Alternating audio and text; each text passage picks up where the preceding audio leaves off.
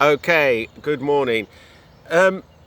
This lesson, very short one here. I want to explain shading, but shading not just to show darkness, but also to explain the surface, the contour, and sometimes even the texture of the surface that you're looking at. So, here's my picture that I started yesterday.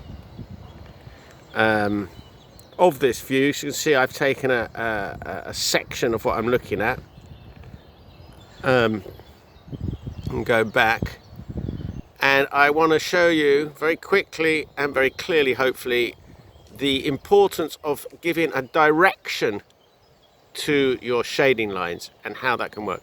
So, I'm going to hand over. Hello. Right. So I've got here, this is an 8B, that one there. That's really dark. That's that colour, that's that tone here. And this is a 6B. So I would say the trunk of the tree is more 6B, and it's changed now, of course. In a few hours, in a few minutes, that's going to be even darker because the sun's coming around this way and it'll come behind here. And this is the 8B here. Now that's here we go. But the shadow across here, I think, is a kind of 6B. Now here we go. I'm going here. Here we go. Here I go. So it's not perfectly flat ground. It sort of undulates somehow. So I'm going to make a line shading, and notice, look, I'm holding this pencil not like this, not really hard, very softly, very lightly, light of touch, and you can build up. There you go, I've been distracted by that. See, this drawing is made up of I don't know what time it is now. Is it 10 or something, or 9:30? But this was done around about 11. So there's different times going on here, and that's just fine. That's just part of what this is. It's not a photo. It's a timescape in that sense. The image has to work. That's what it's about. It's not a second. It's perhaps 3 hours. So here we go. Back again to. Now I'm touching this lightly, and I'm following what I see as the surface of the ground with the marks, and slowly building that up. If I want it a bit darker, and this one's coming round. Now I see this is slightly darker, so I want to get the space between here and here. The shadow comes through. That's very important to get that right. Therein lies the sort of dynamic, I think, of the space. Take the rubber, go back in there. Now I think this shadow here that's an extension of a large tree there that comes all the way to here, and it gets lighter there, but it's a bit darker here. So I'm going to use my 8B. Still with a lighter touch. Follow that through. And it's sharp. It's really sharp. It's not a vague line at all.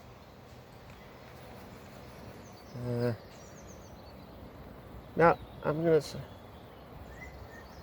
changing my stroke here because it suggests some sort of shortly cut grass. Something to do with the texture around. Now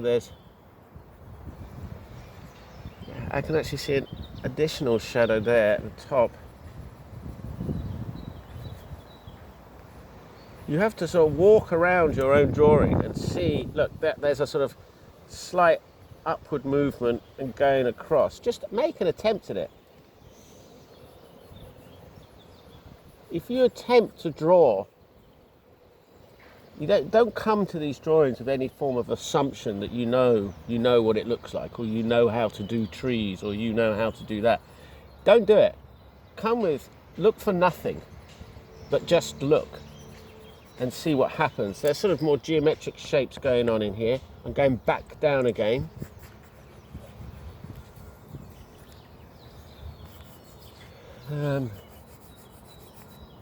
Now, look at the difference in shade between here and in the bush there, in the hedge. So I'm just going to go darker in there because I think, from my view, I don't know how well you can see it through a camera, but from my view, it's very clearly much darker in these areas. And I'm putting that in there because I think it's going to create a distance from there to there. And I want to do that convincingly, and the most convincing way I know to do that is to look and to take the clues and take the information that you see in front of you. So here we go. I'm moving these lines going up. I'm sort of almost, it's like impersonating. I'm trying to impersonate the texture a bit of what I'm looking at. It's an impossible task to draw every leaf or sprig. So you have to invent marks that may suggest that. Here we go, there's a house in the background there. And this house, look, I'm doing this, look, I've chosen to go like this for here, but for the house, I'm taking a different route because it's a different form. I can see there's a very, very sharp line of a tree. Can you see that there? The branch. So see this branch here? I think that's important. I think it's important to show that because, here we go, talk about it. Yeah. Somehow, if I can, that can create, it's a sharp, dark, silhouetted line.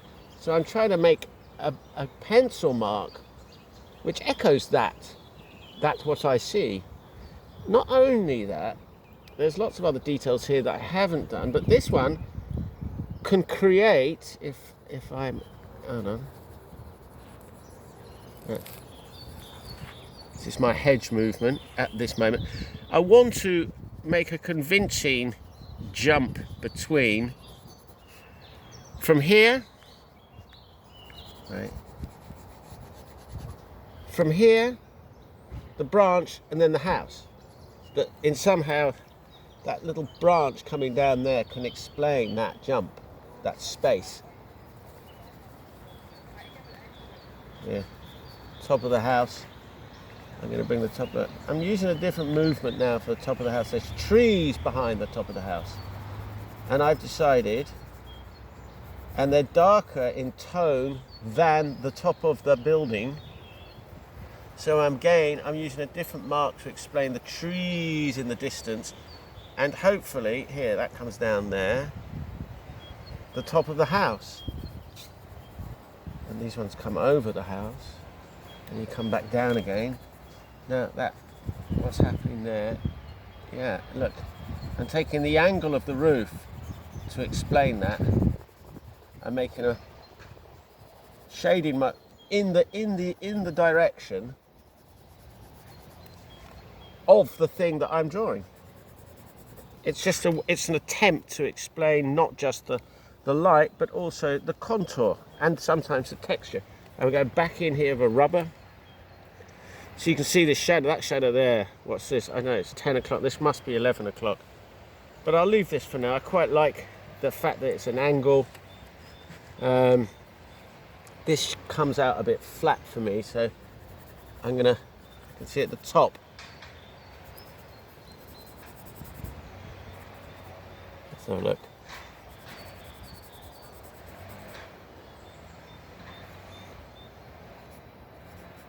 There's a slight, what you have to remember always when you're doing this, look, I can micromanage this little area and I can be looking at it and I can see so many nuances if I wish to do them.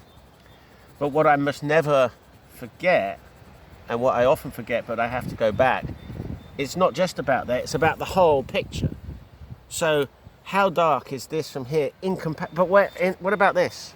How much darker at this moment in time? There's no point in just getting that bit right if the rest doesn't correspond somehow. I noticed here that's very, very light, which takes away attention from here, and I want the attention here and here. I like this. This smaller tree is actually almost central in the picture. So I'm looking at this sort of movement from here to here to here to here. That's oscillating, and then of course you've got to get the eye to go back in a more convincing manner. Different time of day. I'm going to push this back a bit.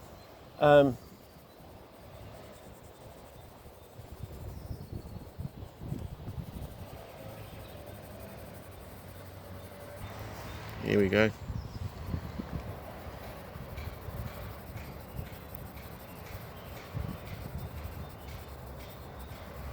This is my attempt to show the leaves here. I don't want a sort of standard way of shading, actually, in all cases.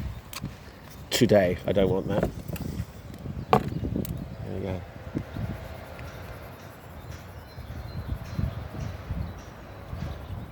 See, for example, I'm making these lines a bit shorter than I made these ones because they're explaining the leaves are shorter or something. And if they're exactly the same length, these of these, then it would become flatter. So, you can see, I'm easily sidetracked. I see something and I go for it immediately. But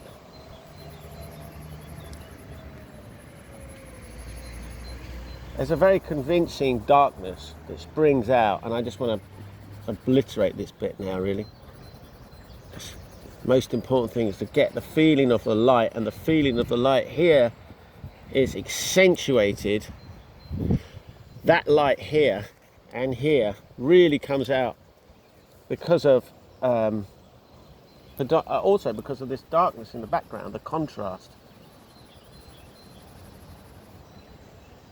There you go, giving the directional shading.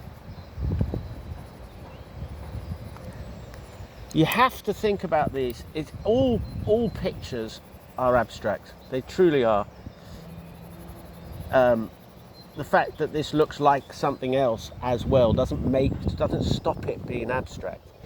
So when I talk about abstraction, what I mean is that we're looking at the physical world and we are translating that back into shapes.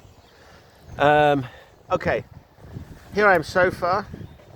The lesson today is thinking about the direction of the line, direction of the shading lines that explain the contour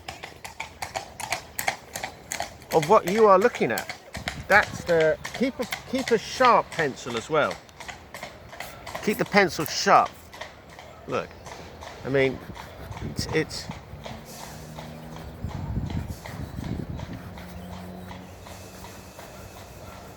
every single line you make should really come from somewhere, in the sense of should have a function. That's what I mean by coming from somewhere. Everything comes from somewhere, but what function does it have? What do you want to say? Now I want to say there's a light shadow, a dark shadow under here, and there's light shining on that. I want to say there's darkness here and there's lightness there.